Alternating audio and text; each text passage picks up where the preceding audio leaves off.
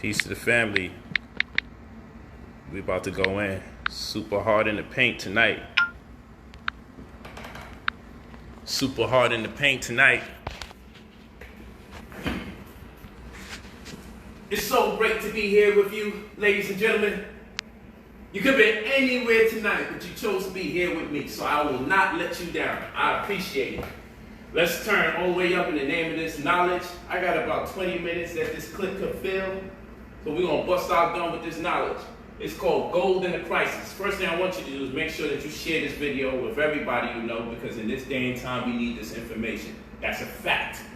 Secondly, I want you to go to brotherpolight.app. That is a website. Towards the app, when the app comes out, it's a landing page for the app. That's why it's just one page. It's a landing page. brotherpolight.app. You're going to go there for all your free newsletters, your updates, and these free PowerPoints and these free videos that I do. We'll give it to you for free. And the only thing that's different, you're going to have more notes than that of the PowerPoints here. Okay, that's fair enough. And again, share this video with all that you know, and share it with 2 celebrities that you feel need to know. Share it with some people that you don't know, and share it with the people that you do know. That's how you contribute to the movement. Gold in the crisis. No one with power will teach you how to take it from them. I'll say that again. No one with power will teach you how to take it from them. Would you? I very much doubt that. You're going to teach other people's children how to take power away from your children? So we got to be realistic when we talk about that educational system. So first and foremost, I want to talk to you about invest now. Everybody talks about the volatility of the stock market. They say it's a bear market. They say it's in a recession. Most importantly, they say this is not the time to buy anything. You can't trust the market and everything's at an all-time low. Now, correct me if I'm wrong. Correct me if I'm wrong. Generally speaking, if things are at an all-time low, that's normally the time we want to buy. What is the whole Black Friday thing about? Black Friday is when, oh shit, it's cheap, let's go out there and buy it. But when everything is for sale or very cheap on the stock market, everyone says, no, this is not the time to buy, it's too risky. Everything costs too little.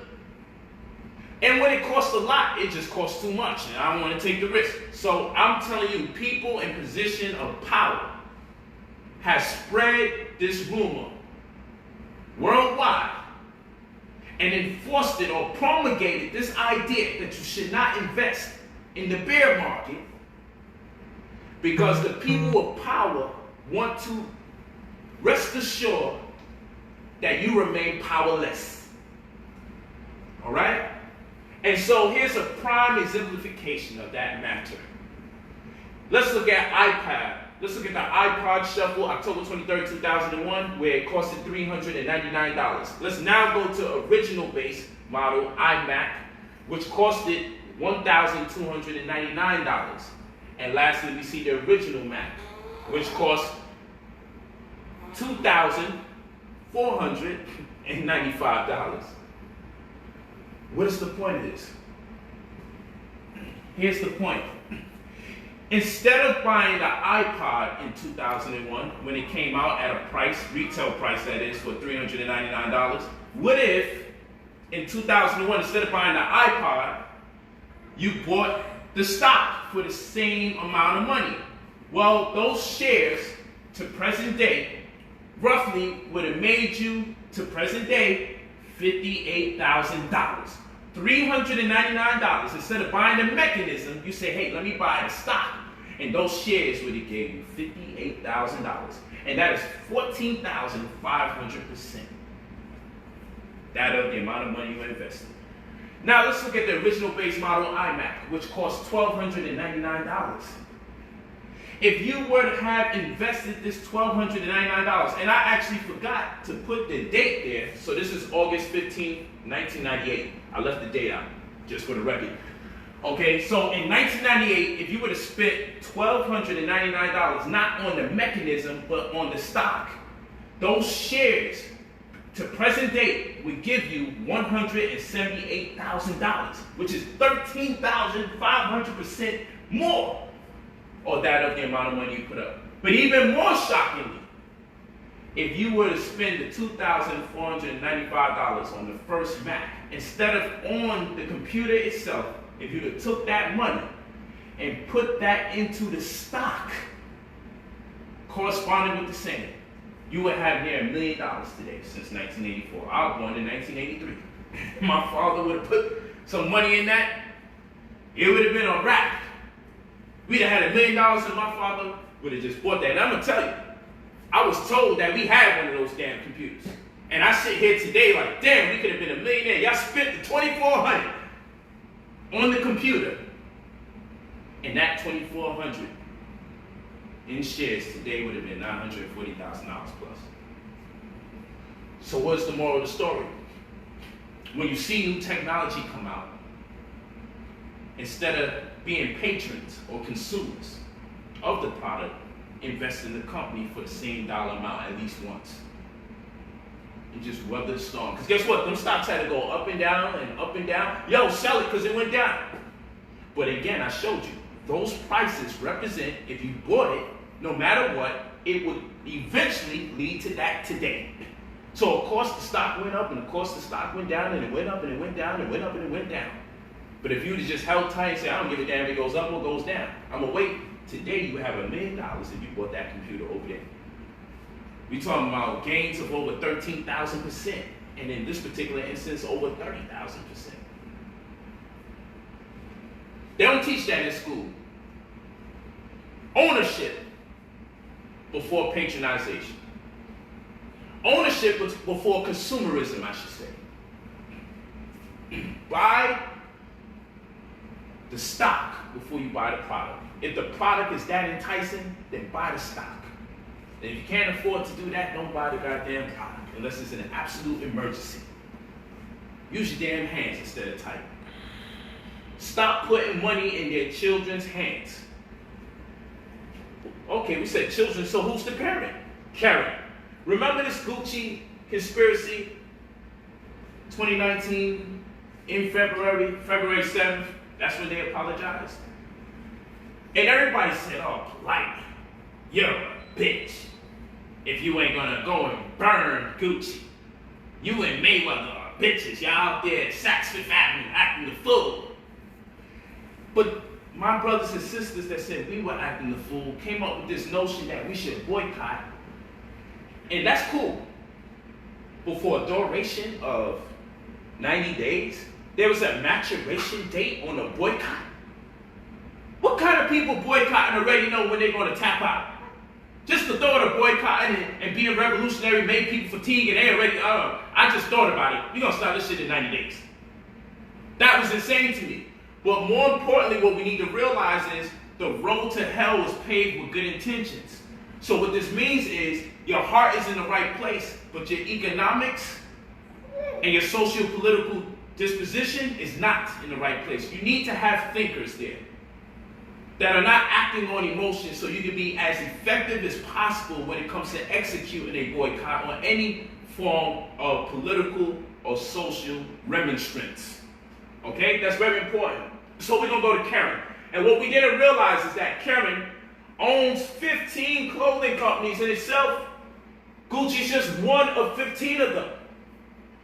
And the reason why this is important, we'll go there. I want to show you this chart right here. This chart is very important. And here you'll see on this chart, goes back 5 years, but I put a line right here. You'll get the PowerPoint for free when you register to the website. But right here is February 1st. The apology for Gucci, that statement was issued February 7th. So this is the marker for February 1st. And I want you guys to realize something. February 1st, the stock started going upwards. And on February 7th, when they apologized, the stock continued to go upwards. So what does this tell us about our boycott? Something about our boycott encouraged sales. It didn't go on decline to the damn coronavirus for the most part. You know what I'm saying? But something about our boycott must have been the impetus for this stock to grow. So there's two things that we need to gather from here. One, it was a very ineffective boycott, and I'm going to tell you one of the things that caused this growth. In our anger for Gucci, many of your celebrities and friends alike, what they said was, the hell with Gucci, we're going to put our money into another white brand. And they put it into Saint Laurent, and a lot of them put it into Balenciaga. unbeknown to them, to buy Balenciaga was one the same as buying Gucci, just with different names on the clothing, because it feeds the parent. Okay? You're feeding the parent. That's right, baby. That's the issue with the situation. The issue is, you didn't realize when you bought Balenciaga, you were still buying Gucci, because the parent company carried. So the emphasis to not buy Gucci and buy other clothing, we turned around and bought other clothing that in turn was like buying Gucci. Because the people that preyed on your emotion and burnt things in front of you, and people calling me, yo, you seen this rapper burnt his Gucci? You saw that rapper burn his Gucci? You gonna burn your Gucci, bro? And then the same rappers turned around and put on Balenciaga proudly. But I know that they were ignorant too. But this is what I'm saying. You can't just ask me to jump on the emotion ship. I'm not with it. We already came on a ship called Jesus, and by way of John Hawkins, by way of Queen Elizabeth. I'm not jumping on no more damn ships to get caught out there again. And secondly, here's the other thing we need to realize. If we employed group economics and we really was mad at Gucci, here's the reverse psychology. Because clearly, when we say F Gucci, don't buy Gucci, clearly the stock went up. I got the proof right here, and you can check it out yourself. You go look up the ticker symbol for Karen, and you'll see the stock went up during that time. February 7th is the apology. February 1st is where I put the marker so you can get an idea of where the stock went. So it's reverse psychology. So how about this reverse psychology? We should have bought a bunch of Gucci, but not the clothing, but the stock. We should have bought ownership into the company. As a community, all of us that's angry, so we can have a say and a stronger pull. And if we pull out, we can take that same thing and go to their competitor. And then we want to go deeper. We can start having conversations about buying preferred stock with dissolution and also insurance. We can start having different conversations. In fact, we need to start having these conversations in the community. And I'm daring enough to do it because I know how people act when it comes to economic lectures and presentations. Y'all normally, y'all don't give no love to that. I just happen to be one of those people on the internet that y'all do give a high reception to when it comes to this type of material. And I appreciate it because I put a lot of effort into this because we have to raise our cognizance of numbers, especially when it comes to consumerism. We got to raise our cognition of politics, especially when it comes to consumerism. All right? So let's go to the next slide. This is very important. So stop putting money in their children's hands and understand who their parent is. This always gets me, and I talk to y'all on Facebook about this a lot, particularly Facebook and YouTube. I'm gonna holler at you. Go ahead. So what happens is, from pre-K to 12th grade, is 14 years of schooling. And in those 14 years of schooling, you don't learn nothing about food, clothing, or shelter. Food, clothing, or shelter. You learn nothing about it. And that's a problem.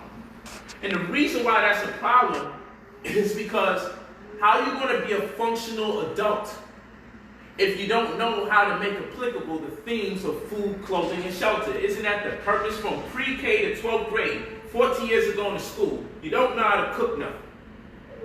From pre-K to 12th grade, 14 years of going to school, you don't know how to crochet, you don't know how to sew. And in fact, if you learned the aforementioned things, you learned it outside of school. In tradition, or for someone just teaching you on the strength, or by way of your own curiosity and being autodidactic. But school certainly hasn't taught you how to cook. And when I say cook, we're not just talking about cooking.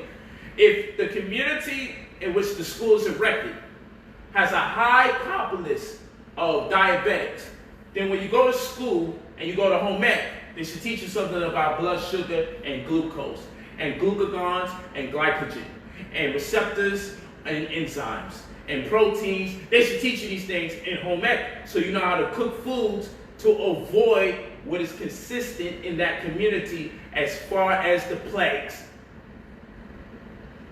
See? So we know it's a setup. Because no one with power is going to teach you how to take their power. And no one with power is going to teach your children how to compete with their children for power when they're gone. I don't think you would even do that. And then on top of it all, when it comes to shelter, you learn nothing about real estate. You don't learn about UCC, Uniform Commercial Code, financial statements, security agreements. You don't learn about purchase agreements. You don't learn about earnest money deposits. You don't learn about mortgages. You don't learn about mortgage hypothecation. You don't learn about properties on assignment. You learn nothing. You don't learn about administrative affidavits of specific negative of purpose for opportunity to cure and counterclaiming of admiralty. You learn about none of these things. But somehow, once you get a diploma at 17 or 18 or 19, you're supposed to know how to survive. The only thing you're going to know how to do is fill out a job application, and they barely taught us that in school. Okay? By then, you would have messed up your credit a few years later, down the path. They don't teach you about credit in school either. It's an atrocity, and it's also a setup. Let's go to the next slide. So 680 is the new 540. What is that? Well, here you can type the same thing here in Google. It says, is the coronavirus about to wipe out FHA lending? Okay, I want y'all to read this article in your free time. You can type in this through the Google search and find the article. I'm still working on it though. So the FHA lending, what is that? Well, let's just say these are loans for people that are high risk. More times lower income community or people with horrible credit. So generally you still can get into the property if your credit is about 680. But if your credit isn't 680, it gets a little shaky. But this was the high risk loan. So now 680 is starting to look like 540 out here. So basically this is war against the lower income community. That's what this is. This is, look, if 680 becomes the new 540, then what is the criteria to get a home? It's probably going to be like 740. Most of us don't even see the light of day when it comes to 7. And when we get 7, we like 701 or 700.2. 680 is going to be the new 540 because lenders are saying, hold on, we just heard you tell everybody they ain't going to have to pay their rent or their mortgage for 6 months. What do you think people statistically who have less than 680 credit scores are going to do when they hear that? Woo! They're going to lie to themselves and believe that they will be able to pay later on. These are people who are already considered high risk and can't handle falling behind their bills. And keep in mind, they make the interest rates higher for the people higher risk who they've already determined can't afford the loan that they gave them. This is why I say I'm not only too smart to be broke, but it costs way too much to be poor. It costs way too much to be poor. These are facts, not gossip. These are facts. I'm saying these things to prepare you guys, because if you don't fix your credit right now, you're going to be in a space where no one's going to give you a home, because when they heard, hold on, you just told the high-risk people that they ain't got to pay their rent if they don't have it. On top of that, where are these high-risk people going to get a job? Because they're not going to walk back into their job. Thirdly, they say, you know, let's do the statistics. They said if, you told them 6 months, let's see 3 months. In 3 months, they calculated it and they said, it's going to look like we're going to have to come $30 billion out of our pocket as lenders. Let's look at it 9 months down the line. 9 months down the line, if you gave them 9 months, it'd be $100 billion. They look at the stimulus package and what they approve of, what they're approved for, and what the homeowners are approved for, and they said it doesn't meet, it doesn't match.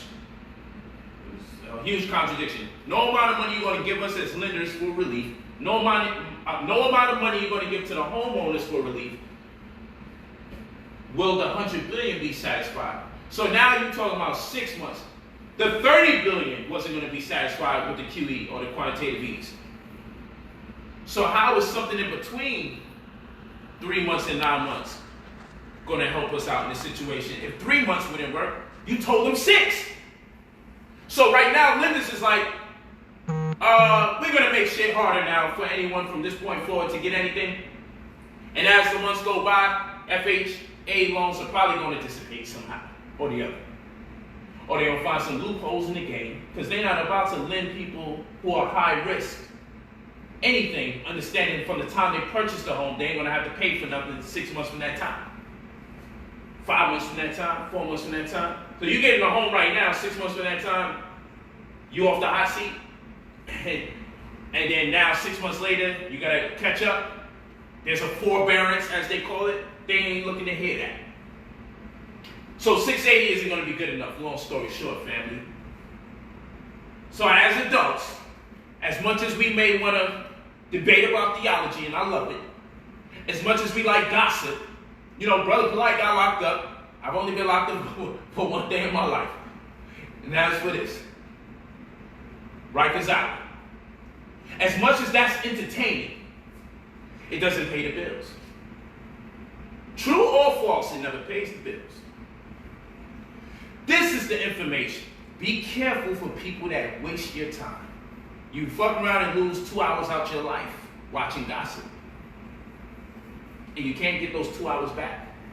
You mess around and lose 1 hour out your life because of gossip. And you can't get that hour back. And one day you're out here looking for your home. I am telling you that this coronavirus situation, if it ended today, you're still going to need about a year and more change to recover. If this ended today and the world went back to some kind of normal circumstances, it would still take you, the average brother and sister out there, a year and change to recover. Because first of all, 3 out of 4 of us have a credit score that's less than 640. That is 75% of our populace. 680 is what gets you in the damn door. 680 is becoming the 540. 75% of us is under 640. I just need y'all to do the math.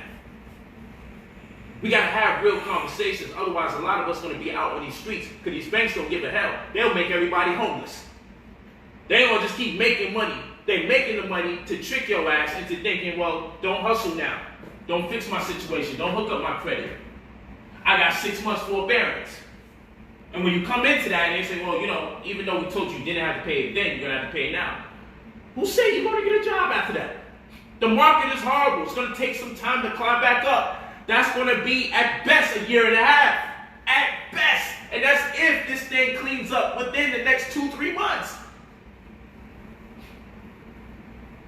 You think the NBA wants to get rid of hundreds of millions of dollars for the playoffs? The possibility of LeBron's Lakers versus Kawhi's Clippers in a battle of LA to see who's going to play against the Bucks? You think they're going to lose that money? This year had very high potential to break records.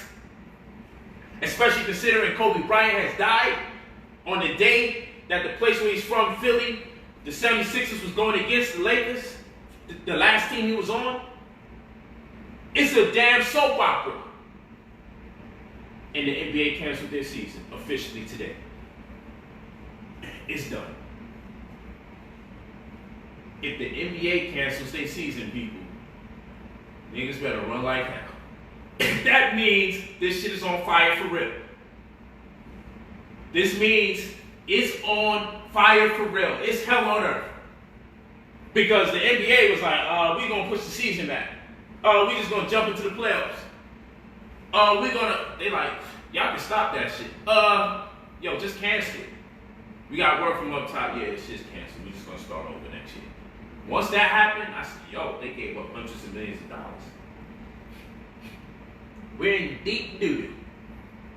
It's just real. I gotta break it down to simple terms. The mortgage hypothecation, the FHA loans and all that, it's just getting ridiculous. So let's just say deep doo-doo. Let's be more mature. Deep excrement or fecal matter or feces or defecation. Whatever euphemism you need. Let's go. So they cannot deny you a credit because of your race, but they certainly can deny you a credit because of your zip code. How about that? And we do know races exist in clusters per each zip code. So it's damn near the same thing.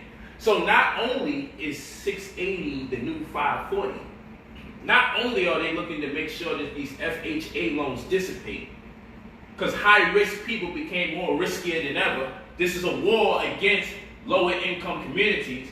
But on top of that, you're already in areas that's already redlined, which are the areas that we'd be damned if we give you credit, and if we do, maybe we give you $200, $300, $400, $500.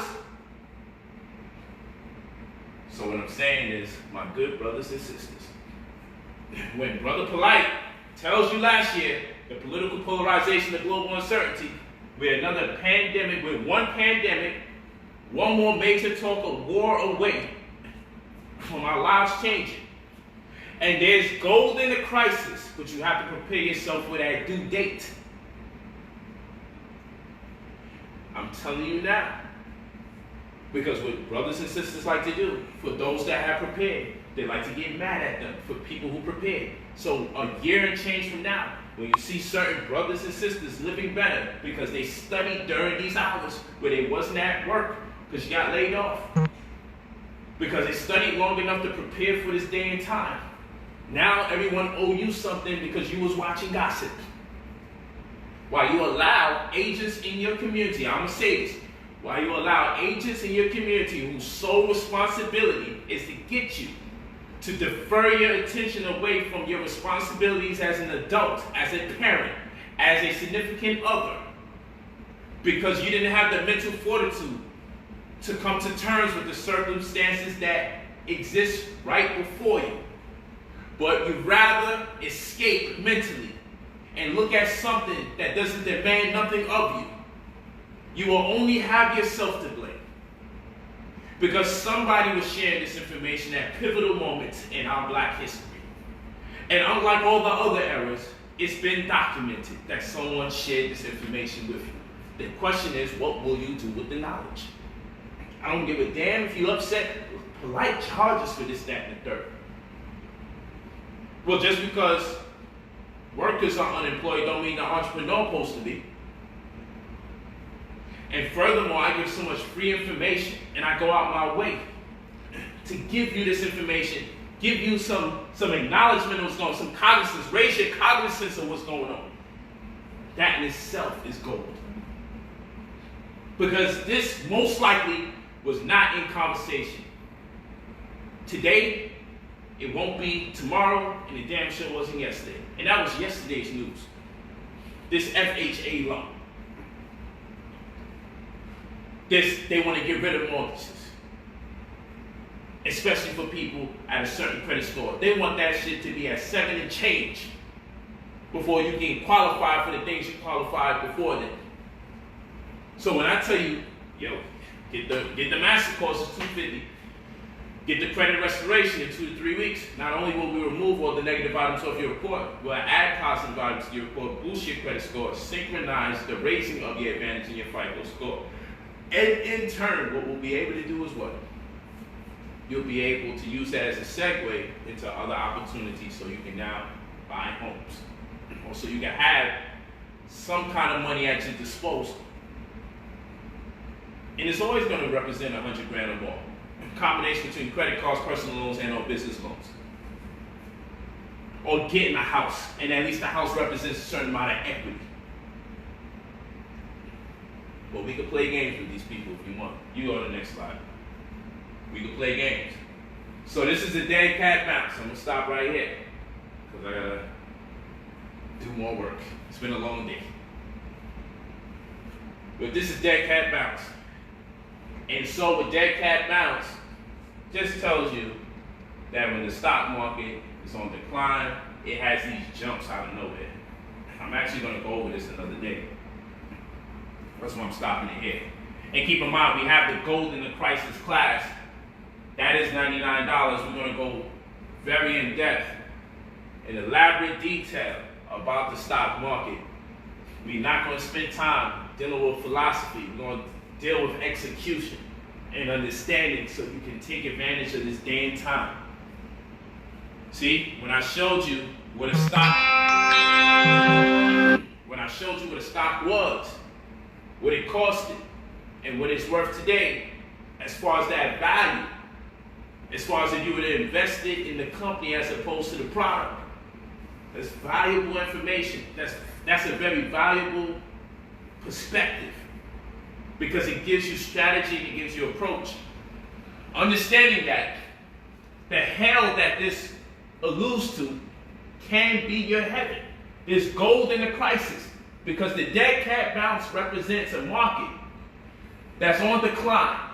And oftentimes they say when it's a recession and then things look up, all of a sudden it goes down. Things look up and all of a sudden it goes down. Well, let me tell you this. tomorrow's opening, as far as the market is concerned, I'm up. And I'm in high anticipation of the drops. And my only conversation is, I expect shit to be going down tomorrow. South. Deeper than down south. I expect this shit to have a down south accent. Okay? And what I'm expecting is, of myself, is one dilemma. Do I buy tomorrow or do I buy Tuesday in hopes it's a little low? And whenever I buy, I'm putting thousands on it. Because the dead cat bounce happened already this last week. And we're on the bounce phase. It was up for like 4 days straight. And on Friday, it closed out with the drop. Bah! I know this economy has no business looking good for 2-3 days straight. So I know it's an illusion. Because ships can't leave the dock. And planes ain't filled up with people going left and right. We can't even leave the country. So if the market look like it's going up, it definitely got to go back down ASAP, because that's a lie. It's an illusion. So that's called the dead cat bounce. For me, I'm anticipating the bounce. It may not be as high as the last one, because normally when something bounces, it don't come up as high as the first bounce. That'll be crazy. Nonetheless, it's going to go down and go back up. The second I feel it, if I see a real dramatic drop tomorrow, I'm buying. I would only hold out till Tuesday. Well, at that point, Tuesday, I'm going nuts. It's a clearance sale. I'm on the clearance rack. Word, Apple's only how much? American Airlines is what? If American Airlines goes anywhere near $11, mark my words, people, I will show you the receipts. Thousands of dollars will be put on that damn stock. I promise you that. Because either the world's going to end or it's going to bounce. And when it bounces, I'll be glad to take double my money in 48 hours. And I'm scared. It don't have to be double. If I put $10 on something and that shit do $2, if I put 1,000 in it, I'm out of it. I'm out of it. I don't give a damn what nobody tell me. Okay? I'll be out of there. I just want to know I gained dramatically so I can get up out of there. That's how I feel about the situation. So, and you keep playing that game over and over. Sell, take it back. Sell, take it back. You know, buy it, sell it, buy it, sell it, buy it, sell it, and keep making your money. All I'm using for this week is the money I made from doing that strategy. Anticipating the dead cat bounce. That's all I'm doing. And normally within a dead cat bounce, you got a window of opportunity that you got to understand unless you want to roll the dice. And even if I lost a few, I didn't lose. I say it like this. I spent $21 on most of my Royal Caribbean stock. But then, when that Friday was over, it was still growing. It went as high as $47. I went and bought more again when it was at $31. Bought a whole bunch. So some of it was $21. And I was mad that I ain't buy more for $21. But I came in at $31 and it still went up to $47. So that was $16 profit still. I was very excited. Friday came and I seen it at $45. I got the hell out of it.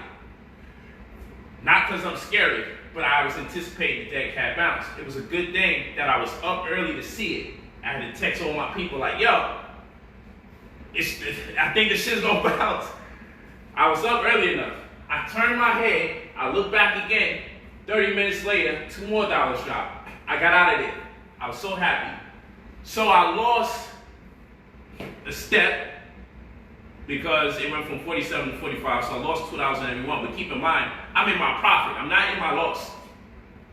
I lost $2 on each of the stocks that I bought, each of the shares that I had, but I still was in my gains at the end of the day. And I pulled out early enough because I want to see if I can go behind that $31 because I'm mad I never took advantage of the $21 a share. I'm mad still. I feel it every day. So the best thing that can happen to me is if that shit go back to $21, it would be crazy. But I wouldn't even wait for it to go to 21. I wouldn't have the intestinal fortitude to miss it again. But if it could go below $31 for the second wave that I bought before it went to 47, I'd be so proud of myself. You'd think I won the lottery. Because this is a stock that traditionally is over $130. So if I can get it in the 20s, life is great. But anyway, that's another conversation. These are thoughts that's going to be in my mind because the sun rises at 9:30 a.m. for me, Eastern time, when it comes to this market. Because there's gold in the crisis, people. There's gold in the crisis. And for the people that microwave information that want to tell you, it's too risky, everything's going to fall, everything's crashing, then if you know that prophetically, if you really feeling like that, put your money on everything crashing. You know you can make money off of shit going down too. Money is not just there for you to gain or for the gains. The money's there too for the losses. You can put your money on the losses and make a whole bunch of money. What's wrong with you? That's how I know people don't know what they're talking about. Because I spoke with such conviction, yo, everything's just going to drop anyway. Well, damn, bro, you should put everything on that. Or at least 50% of what you own. Since you know like that, that's going to happen. But when they have to put their money towards that conviction, then they ain't going to say shit. They like to walk around and tell you BS for free. But you say, oh, do you feel like that? Then should be nothing to throw your money there. Then with it, oh, I don't know. Because you don't know how to make money off of the decline. You don't know how to put a put option out there. You understand the puts. You understand the calls. You know what I'm saying? Y'all call yourself shot callers. You really don't understand what the hell people be talking about. But let's go to the next one. And that's it. Because that was actually supposed to be the last slide. Because I'm going to actually do something really nice when it comes to this. I have a very powerful presentation I'm giving to you before the Gold in the Crisis class. I'm actually still giving some free classes because I want to prepare the students that paid for the course. So I want the students that paid for the course and the students that didn't pay for the course. Keep up with the free classes so you can learn as much as possible, because I don't want to start at a remedial level when I do the course. It'd be to everyone's benefit if you study the free classes, so that way when I do the $99 class this coming Sunday, you can be locked in. It'd be better to get those free classes, so that way Sunday we could do the behind the back, the 360s, the windmill, the jump from the foul line. That's the kind of moves I want to explain. I don't want to go into the ticker symbol. Is the same as a stock symbol. It is most times and often an acronym for the name of the company. But considering there's so many companies, and depending if you're dealing with the New York Stock Exchange or another exchange, it might consist of 3 letters or 4. But then there's other instances where it consists of 5 letters. I don't want to go through all that craziness with you. I'd rather do that stuff periodically during these classes, so we can jump right in it and make that money and learn things that they try to give you a whole bunch of years of school and student loan debt for. Get the information here. You see somebody giving it up to you for free, sit down, lock in, take your notes, double check it. I want you to, but you're gonna realize I have a tendency to explain these things a lot better than most people, because I think the explanations, in some instances, people are just not good at explaining things, and in other instances, I believe that people are doing that on purpose so you won't be able to assimilate the data. They got to keep you away from it. So having said that, go to IamBrotherPolight.app. You can purchase the Gold in the Crisis class for $99. You can also register to the site for free. So when we give out these free PowerPoint presentations and the free newsletter, and the free updates about the things that are free, you can have that information at your disposal. So in either event, sign up, and then also when that app actually comes out to the website is a landing page. That's why it's called IamBrotherPolight.app. I also have it there pinned to the top. When it says .app, don't text and say, Brother Polight, yo, I can't find it. That's because you went to the app.